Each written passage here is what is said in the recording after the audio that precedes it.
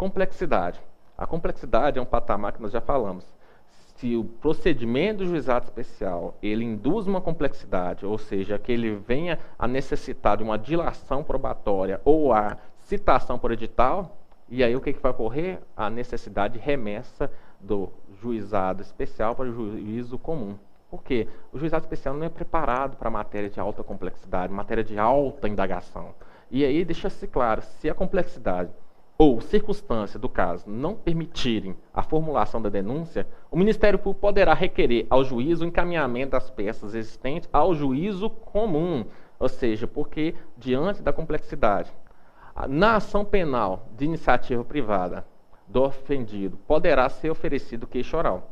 E aí nós temos denúncia e queixa. Queixa é uma petição inicial acusatória. Denúncia é uma petição inicial acusatória. Denúncia é uma petição inicial acusatória oferecida pelo Ministério Público na ação penal pública condicionada e na ação penal pública incondicionada. Queixa é uma petição inicial acusatória oferecida pela vítima através de um advogado, nas chamadas ações penais de iniciativa privada. Então, na queixa-crime, na ação penal de iniciativa privada, o ofendido, que é a vítima, poderá ser oferecida queixa oral. Como acontece a denúncia oral, a queixa também poderá ser oral, cabendo ao juiz verificar a complexidade e a circunstância do caso e determinam as adoções e providências para o juízo comum.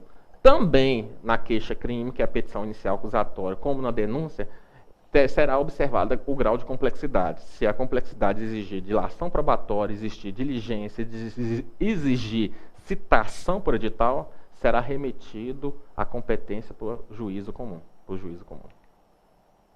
Testemunhas, né? As testemunhas, elas podem e elas devem ser trazidas tanto na denúncia como na queixa, né?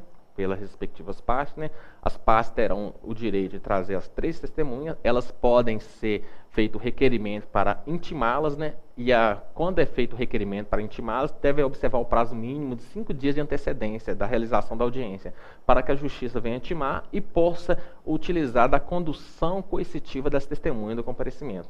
Ok? O comparecimento espontâneo das testemunhas também é bem aceito, porque o sistema adota um sistema de informalidade, então as testemunhas elas têm que ser levadas ou requeridas as suas intimações. E para requerer as suas intimações, tem que ser observado um mínimo de 5 dias de antecedência da sua realização. Quantas testemunhas que podem ser arroladas? São 3 testemunhas.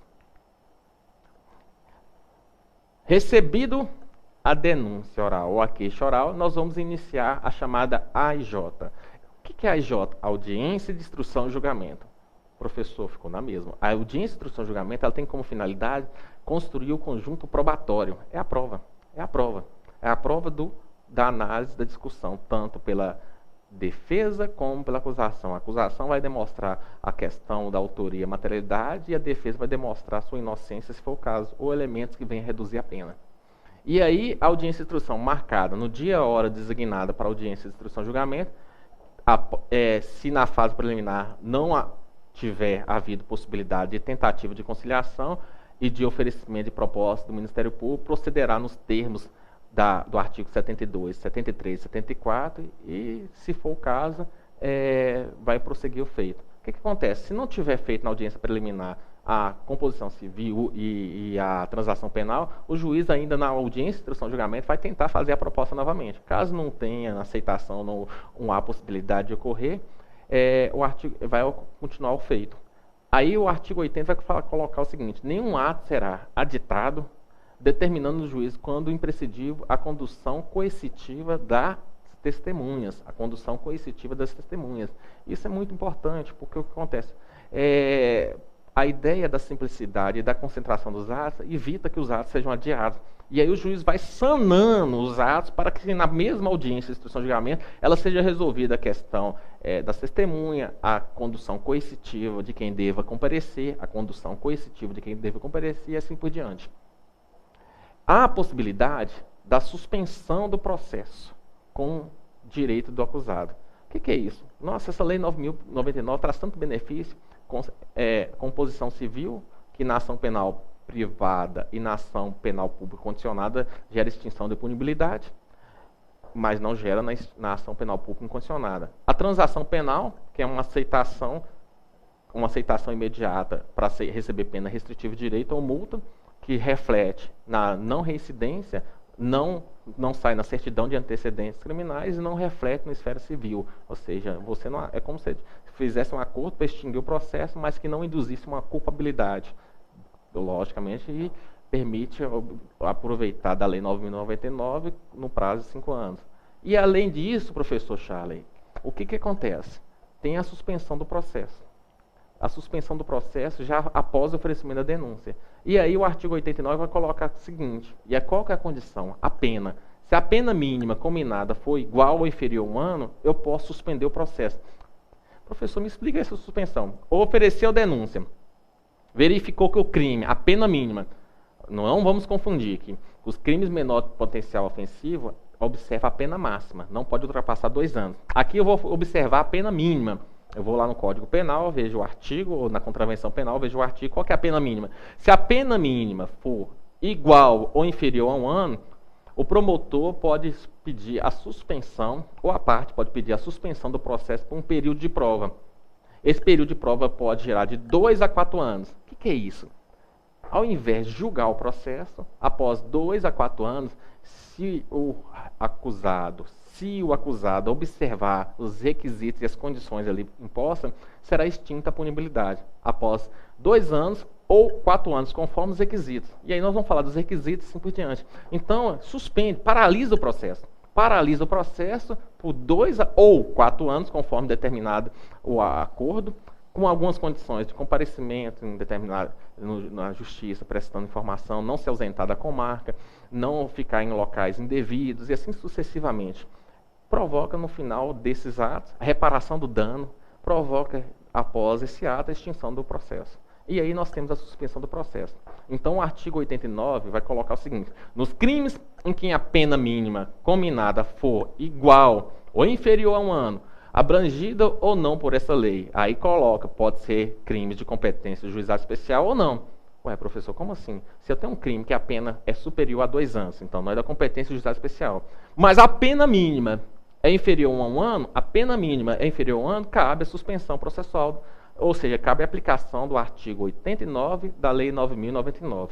Então, nos crimes em que a pena mínima combinada for igual ou inferior a 1 ano, abrangida ou não por essa lei, o Ministério Público, ao oferecer a denúncia, poderá propor a suspensão do processo por um período de prova, período de 2 a 4 anos, desde que o acusado não esteja sendo processado ou não tenha sido condenado por outro crime. Então, ele não pode. Primeira condição aqui negativa é a ausência de processo contra o acusado, ou que não tenha sido condenado por outro crime. Então, são 2 requisitos negativos que impedem a concessão da suspensão do processo, é chamado susci processual.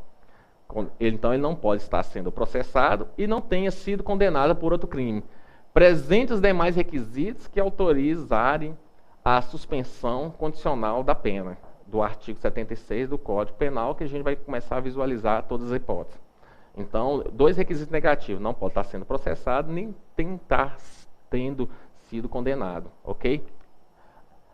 Continuando aqui a questão da suspensão processual do susci. O artigo 89 vai estabelecer: aceita a proposta pelo acusado e se o defensor, lembrando a importância do defensor, na presença do juiz, esse, recebendo a denúncia, poderá suspender o processo, submetendo o acusado a um período de prova, que pode girar entre 2 a 4 anos, como nós já falamos. E observando as seguintes condições. Primeiro, reparação do dano. Aí tem um ressalvo: salvo impossibilidade de fazê-lo. Ele tem que reparar o dano. O que é o dano? Dano civil. A lei toda hora está tentando impulsionar que resolveu a questão do ilícito penal aqui, mas ao mesmo tempo também temos que resolver aqui a questão do ilícito civil, reparação do dano, salvo impossibilidade de fazê-lo. Segunda hipótese da condição: proibição de frequentar determinados lugares, como casa de prostituição, festas, situações onde ele possa se envolver com um ato criminoso, né? Proibição de se ausentar da comarca onde reside, sem autorização do juiz. Ele está autorizado a mudar de comarca ou se ausentar, desde que ele comunique previamente ao juízo onde que ele tem que dar a satisfação de todos os seus atos seus atos e comportamento. Então, ele tem essa proibição. A ressalva é sem autorização do juiz. A outra hipótese também, comparecimento pessoal e obrigatório ao juízo. Mensalmente, para informar e justificar suas atividades. Então, ele tem que comparecer ao juiz falando, eu estava ali, eu trabalho, eu estudo, meu andamento é assim, assim por diante. Então, ele tem que comparecer mensalmente, assinar um livro de ponto e informar o que ele está fazendo da sua vida, né? A ideia é que ele esteja trabalhando, estudando ou desenvolvendo uma atividade lícita. Aí vem o parágrafo 2º da lei do artigo 89 da lei 9.099. O juiz poderá especificar outras condições. Então, ele pode, além dessas condições que nós acabamos de elencar, ele pode criar mais condições. E essas condições podem ser ampliadas, justamente conforme a necessidade. Veja bem, o descumprimento dessas condições gera a revogação do SUSI processal e a continuidade do processo. Ok? Se não for revogado no período de prova, gera extinção da punibilidade. Então, o juiz poderá especificar outras condições a que ficar subordinada à suspensão, desde que adequada ao fato e à situação pessoal do acusado. Então, o juiz vai implementar e adequar, deve observar as condições do acusado e as questões dos fatos. Ele não pode ser também as condições que venha a imprimir uma situação de impossibilidade de ser realizada pelo acusado. Então, nós temos que observar isso. Não adianta criar condições que é impossível o acusado realizar e implementar, né? Então, tem que ser condições aptas e adequadas. Parágrafo 3º. A suspensão será revogada no curso do prazo. O curso do prazo pode ser de 2 a 4 anos, né, conforme o entendimento do juiz, né? O beneficiário vier a ser processado por outro crime. Se for processado por outro crime, será revogado o SUSI processual. Ou não efetuar, sem motivo justificado, a reparação do dano. Se ele não reparar o dano civil, vai gerar revogação, salvo se ele tiver motivo justificado. Nós já vimos que a reparação lá, se a gente voltar um pouco aqui, a reparação do dano, salvo impossibilidade de fazê-lo. Se ele não tem condições de reparar por conta de uma questão financeira, então ele não será obrigado, não será caso de revogação. Mas lógico que isso tudo tem que ser explicado para o juiz, senão o juiz revoga o SUSI. É um benefício esse SUSI para o acusado. Parágrafo 4º. A suspensão poderá ser revogada se o acusado vier a ser processado no curso do prazo, se ele for processado por contravenção ou descumprir qualquer outra condição imposta.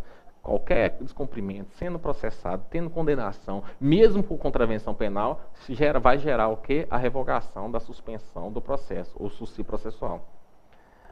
Parágrafo 5º. Aí vem colocando.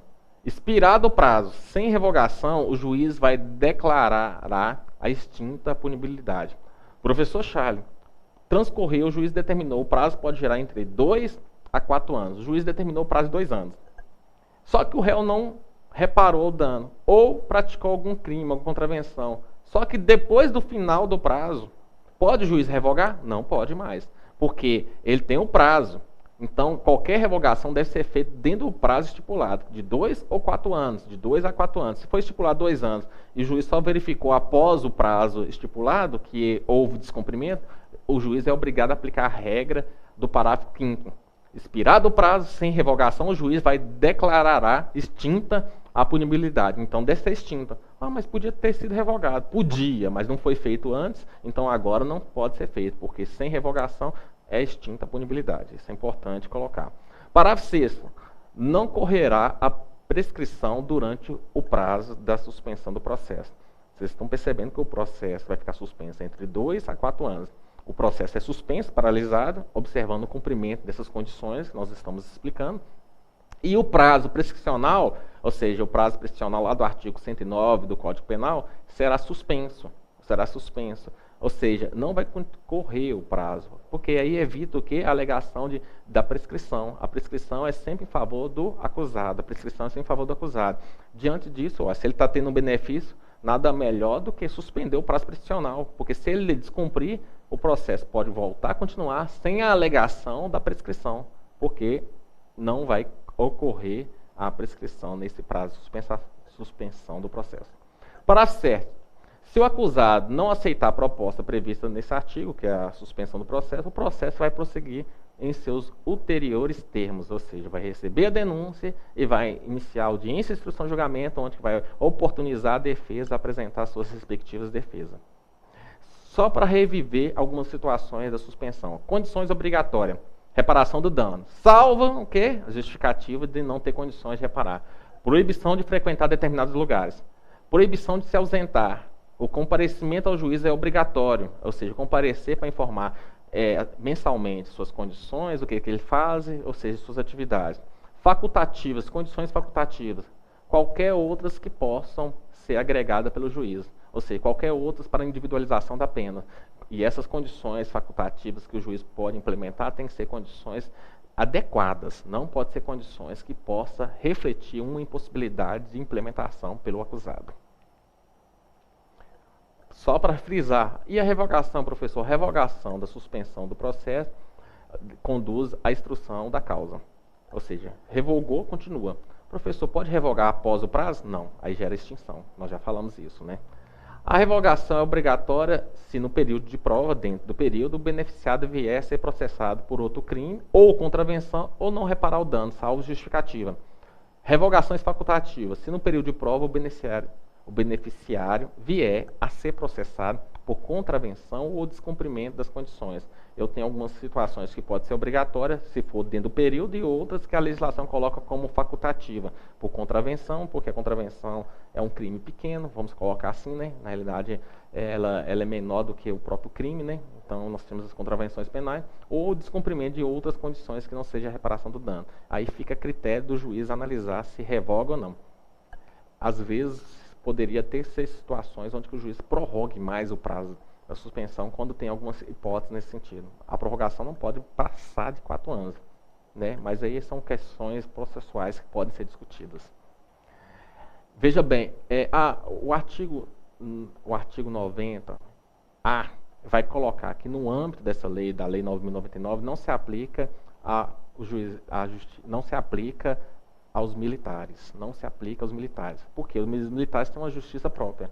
Então tem a justiça militar. Para não ter confusão sobre a questão do Código Penal Militar, sobre o Código Processual Penal Militar, o artigo 90 ele vai deixar bem claro, juizado especial criminal, nas situações que envolvam militares, que os militares são os autores da infração, não vai aplicar a Lei 9.099. Eles têm a justiça militar para isso. Já tem a justiça militar para isso. Então não se aplica o juizado especial criminal aos militares quando eles são autores da infração, mesmo que seja crime de menor potencial ofensivo ou contravenção penal, ok? O prazo de decadência é de 30 dias, né? Anteriormente já falamos, não, a representação deve ser feita em qual prazo? E aí a lei estipula, o artigo 91 fala que no caso em que essa lei passar a exigir representação, ação penal pública condicionada à representação, na ação penal pública condicionada à representação, o prazo deverá ser de 30 dias. Ou seja, para que exige representação para a propositura da ação penal pública, o ofendido ou seu representante legal será intimado para oferecer no prazo de 30 dias, sob penas de decadência, né? Então, aí o ofendido terá o prazo de 30 dias.